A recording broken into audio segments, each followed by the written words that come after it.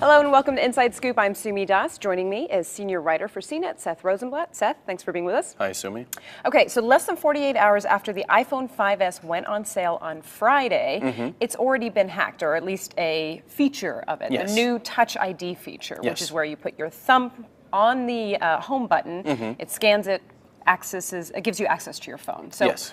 somebody has hacked this, some Yes. Germans? What happened? Yes. So a group, before the phone was even released to the public on Friday, a couple of security researchers announced that they were going to run a contest to see if anybody could hack the Touch ID sensor, which will work with any of your fingerprints. Okay. And they started off almost in a joking way on Twitter, and then it became very serious when they decided that they were going to put up a website and actually start collecting the funds. One law firm offered to put the funds into escrow.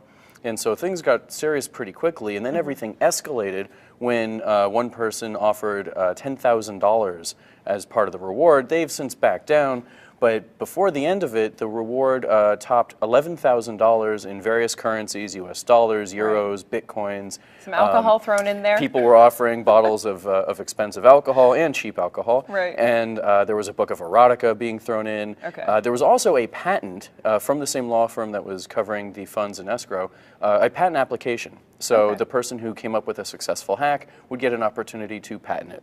Okay, so erotica and bottles of alcohol aside, I mean, the money gives us this impression that people were taking it seriously, as Absolutely. you said. So how did they do this? Yes. So they wound up transferring a fingerprint, and it's not clear from what they transferred it from. So it's not sure, we're not sure yet if it was from the iPhone glass itself or from a beer stein or something, but somehow they were able to transfer the fingerprint to a piece of latex. Okay. And then put the latex over a second person's fingertip, and then rub it against the home sensor, the home button sensor, Okay. and that unlocked the phone. And there's several videos demonstrating this.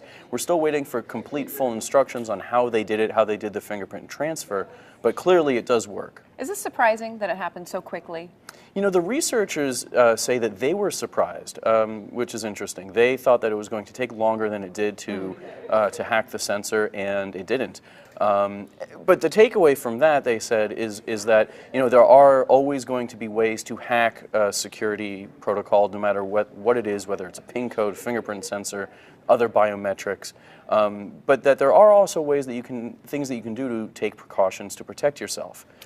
This is, I mean, something that they did.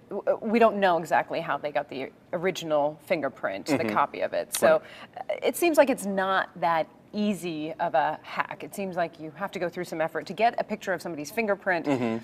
Might be difficult, it seems. It can be. Again, unfortunately, we don't know precisely how the German hacker who pulled off the hack was able to do this. But even from his vague instructions, other people were able to replicate it and then demonstrate that in videos on YouTube. So any response from Apple? Not yet. Okay. Apple has not yet responded. All right, will be interesting to see what they say. And what should people do? I have an iPhone 5S. Should I be concerned? Because I actually really am enjoying the Touch ID feature. It's so much faster. Absolutely. There's a couple things you could do. One suggestion from the researchers is that you use a finger other than your index finger or your thumb.